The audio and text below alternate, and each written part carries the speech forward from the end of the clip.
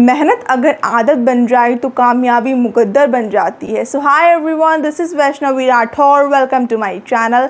आज के इस वीडियो में हम बात करने वाले हैं नीट एग्ज़ाम के बारे में। अगर आपका सपना डॉक्टर बनने का है तो आपको नीट एग्ज़ाम देना पड़ेगा। एक चीज़ आप हमेशा याद रखो, नीट एग्ज़ाम जो लोग कहते हैं बहुत टफ़ है, अगर आप सच में दिल से मेहनत कर रहे हो तो आपके लिए कोई भी एग्ज़ाम टफ़ नहीं है। बस मेहनत करो, खुद से धोखा मत करो।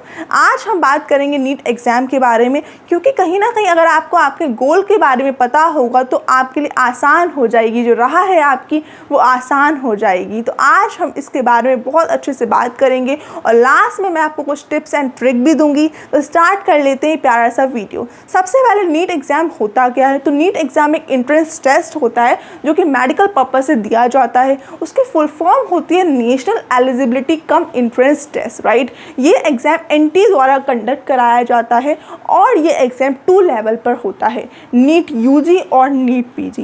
अब अगर आपको एमबीबीएस या फिर बीडीएस करना है तो आपको नीट यूजी एग्ज़ाम देना पड़ता है, और अगर आपको एमएस या एमडी करना है तो आपको नीट पीजी एग्ज़ाम देना पड़ता है। आपको पता होना चाहिए, अगर आपका सपना एमएस या एमडी बनने का है तो उससे पहले आपको नीट यूजी एग्ज़ाम देना पड़ेगा, जिसमें आपको एमबीबीएस या बीडीएस करोगे, देन फिर आप एमएस या एमडी करोगे, ठीक है ना। अब हम बात करते हैं नीट एग्ज़ाम देने की वजह क्या है, क्यों हमें नीट एग्ज़ाम देना पड़ता है। क्या बिना नीट एग्ज़ाम के हम डॉक्टर नहीं बन सकते हैं? वो कोई अदर टेस्ट नहीं है नीट एग्ज़ाम के अलावा?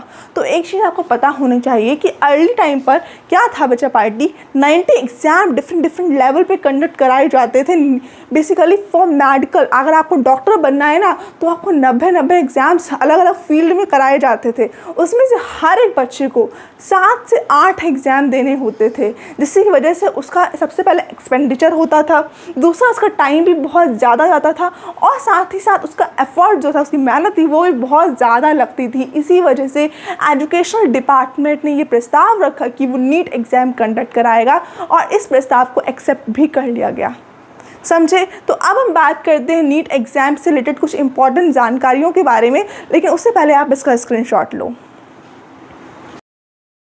स्टूडेंट, अब बात करते हैं महत्वपूर्ण जानकारियों के बारे में। सबसे पहले ये एग्ज़ाम की जो ड्यूरेशन होती है वो 3 आवर की होती है। इसमें जो सब्जेक्ट आते हैं वो होते हैं फिजिक्स, केमिस्ट्री और बायोलॉजी। बायोलॉजी में भी जूलॉजी और बॉटनी, ठीक है। बायोलॉजी में जूलॉजी और बॉटनी। आपको पता होना चाहिए कि फिजिक्स में 45 क्वेश्चन आते हैं, केमिस्ट्री के 45 क्वेश्चन आते हैं, बायोलॉजी में 90 क्वेश्चन आते हैं, इसमें जूलॉजी के 45 होते हैं और बॉटनी के 45 होते हैं। और इस एग्ज़ाम के पर क्वेश्चन की जो मार्क्स होते हैं वो 4 होते हैं, मतलब एक क्वेश्चन के 4 मार्क्स आपको मिलते हैं। अगर आपने एक क्वेश्चन सही किया है तो 4 मार्क्स मिलेंगे। लेकिन आपको एक बात और पता होनी चाहिए कि इसमें निगेटिव मार्किंग भी होती है, मतलब कि अगर आपने एक क्वेश्चन गलत कर दिया तो -1 हो जाएगा, समझे। मतलब आपने 2 क्वेश्चन सही किए और एक क्वेश्चन गलत कर दिया तो इसका मतलब ये हुआ कि आपके 2 मार्क्स के तो आपको 8 मिले, लेकिन आपने जो एक क्वेश्चन गलत कर दिया तो आपको सिर्फ और सिर्फ 7 मार्क्स ही मिलेंगे। तो इसमें निगेटिव मार्किंग भी होती है। Now each question carry 4 marks. Minimum age आपकी 17 ईयर होनी चाहिए।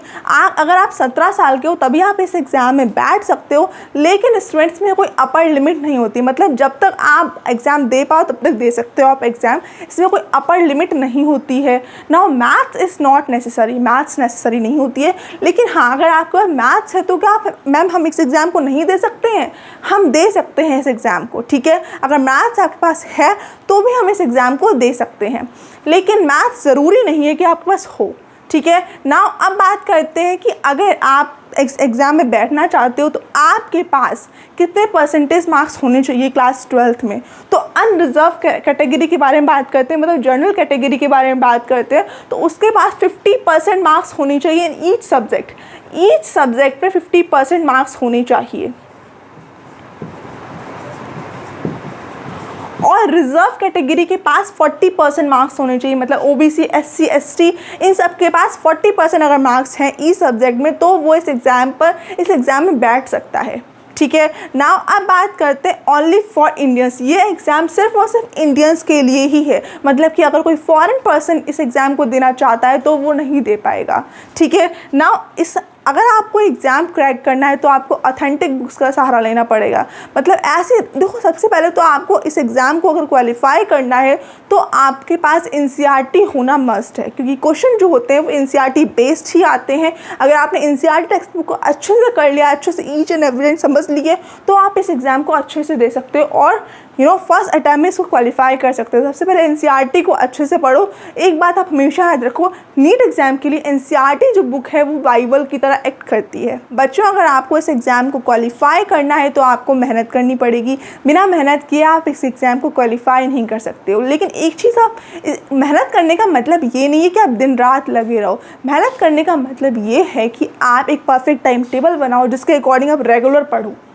डिस्ट्रैक्ट मत होना, बस इस चीज़ को हमेशा याद रखो। अपनी एनसीईआरटी टेक्स्ट बुक को तो बहुत अच्छे से पढ़ के जाना है, ठीक है। तो स्टूडेंट, ये थी कुछ नीट से रिलेटेड इंपॉर्टेंट इन्फॉर्मेशन। अगर आपको ये वीडियो अच्छी लगे तो इस वीडियो को लाइक करें, चैनल को सब्सक्राइब करें एंड इस वीडियो को शेयर करें। मैं इससे रिलेटेड और भी कुछ इन्फॉर्मेटिव वीडियो लेके आऊँगी, तब तक आप इस चैनल पर बने रहिए। Thank you so much.